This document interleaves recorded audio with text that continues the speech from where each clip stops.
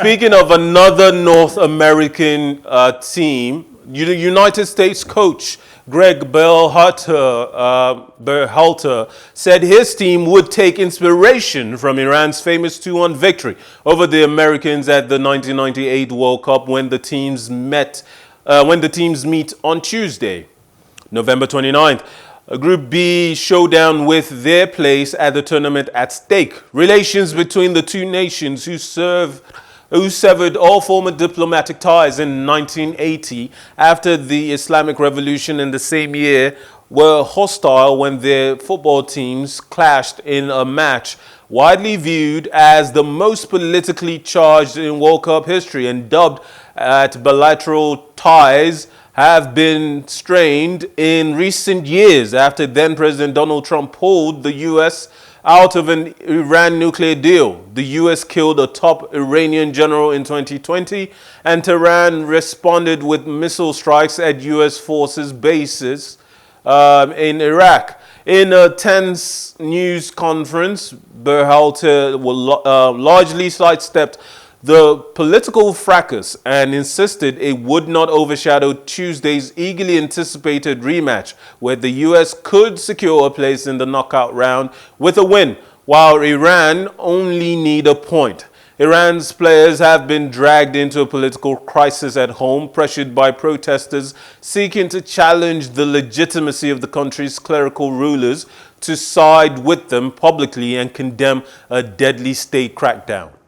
Both managers tried to sidestep any political fracas, any political issues. This particular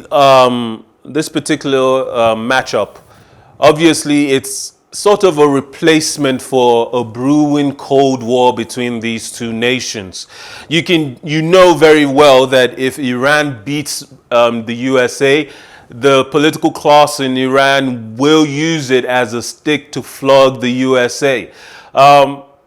Just today, the Iranian government asked that FIFA ban the United States from the competition.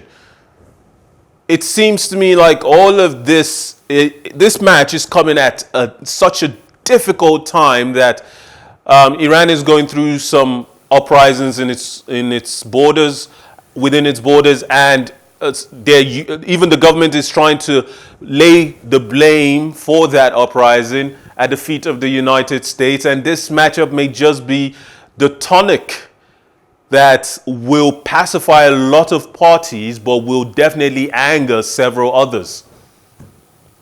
Yes, I'm just going to take you back to 1998. It was very similar. You had, of course, then American President Bill Clinton was still in power, and the tensions were very high. We always try to say that we shouldn't mix politics with sports and or football, but unfortunately, these two always seem to come to the forefront.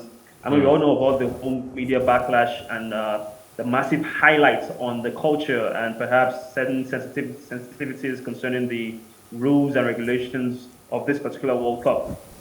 And certain teams are making political statements like the Germans, etc. And of course, this is also going to be in the forefront. But I would love to perhaps detach all that and just focus mostly on the football match. The last time these two teams played, the hype around it was so much that you could even feel it. I'll take you back to another issue. I think it was 1986. This was the preview to the famous football match that saw the best and worst of a certain legend called Diego Maradona. It was England against Argentina. And of course, Argentina was still reeling from the effects of losing the Falkland Wars, I think 4 years prior. So there was a bit of tension between both nations at the time too as well. So this is perhaps another repeat of history. Yeah. But I think we have moved past. I would imagine since 1998, this is all purely football terms. From 98 till now, we have I would say we have improved and we are better. Excuse me.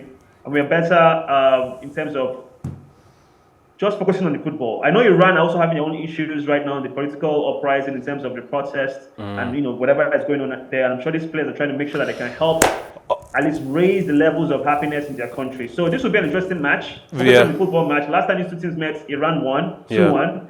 I don't think it will be that easy, but Iran has shown that they have so much, great. They have. Unfortunately, Victor, we've ran out of time.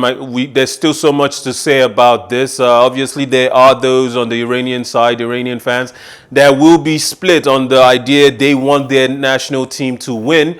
But at the same time, they want to prove a point to their government, and they don't mind supporting the United States to win either. So it's all a crazy situation. But thanks again for joining us on Plus Sports, on Plus TV Africa. Bye. It's an absolute pleasure every single time you call me up. Thank you so much. Have a good evening, and my regards to your mom. To everyone at home or still coming from work, my name is Mikhail Tinubu. Thank you for joining us on the show. Remember, life is never boring with some sports. Enjoy the rest of the evening and all of the World Cup football that goes with it.